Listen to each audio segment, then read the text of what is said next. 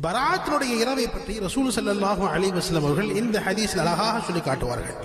عن علي بن أبي طالب رضي الله تعالى عنه قال قال رسول الله صلى الله عليه وسلم إذا كانت ليلة النصف من شعبان فقوموا ليلها وصوموا نهارها. سبحان الله. ஷஅபான் மாதத்தின் 15ஆம் இரவு வந்துவிட்டால் அவ்விரவில் நின்று வணங்குங்கள்.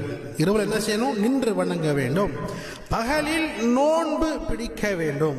பகல் என்ன செய்யணும்? ஒரு நாள் மட்டும் நோன்பு வைக்கணும். فإن الله ينزل فيها لغروب الشمس إلى سماء الدنيا. அன்றைய நாளில் சூரியன் மறைந்த பின் அல்லாஹ் ஜல்ல ஷானஹு தஆலா கடைசி வானத்திற்கு இறங்கி வந்து விடுகிறான். அதாவது நாம் இருக்கக்கூடிய இந்த வானத்திற்கு அல்லாஹ் வந்து விடுகிறான்.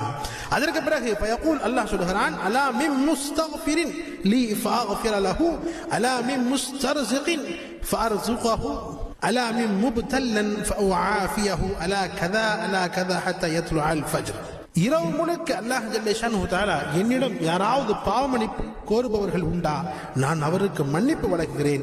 என்னிடத்தில் உணவு கேட்பவர் உண்டா, நான் அவருக்கு உணவளிக்கிறேன். சோதனைக்கு ஆளானவர்கள் உண்டா, அவருக்கு நிவாரணத்தை நான் வழங்குகிறேன் என்பதாக அல்லாஹ் சுபுஹ் வரை, அதாவது பராத்துடைய இரவு மக்ரிபிலிருந்து சுபுஹ் வரை அல்லாஹ் ஜல்ல ஷானஹு தஆலா இந்த விஷயங்களை சொல்லிக் கொண்டே இருப்பான். எனவே நிச்சயமாக அந்த இரவிலே அல்லாஹ்விடத்திலே நாம் இஸ்திக்ஃபார் தேடிக்கொள்ள வேண்டும். அதே மாதிரி நம் வாழ்வாதாரம் அல்லாஹ்விடத்தில் தேடிக்கொள்ள வேண்டும். இதே மாதிரி நமக்கு ஏதாவது கஷ்டங்கள் பலா முசீபத்துகள் இருக்கிறது என்பதாக சொன்னால் அல்லாஹ்விடத்தில் எடுத்து சொன்னோம் என்று சொன்னால் நிச்சயமாக அல்லாஹ் அதையும் சரிப்படுத்தி கொடுப்பான் என்பதிலே எவ்விதமான சந்தேகமும் இல்லை. எனவே நிச்சயமாக பராத்துடைய இரவிலே நின்று வணங்க வேண்டும். மறுநாள் ஒரு நாள் நோன்பு வைப்பது நஃபிலாக இருக்கிறது.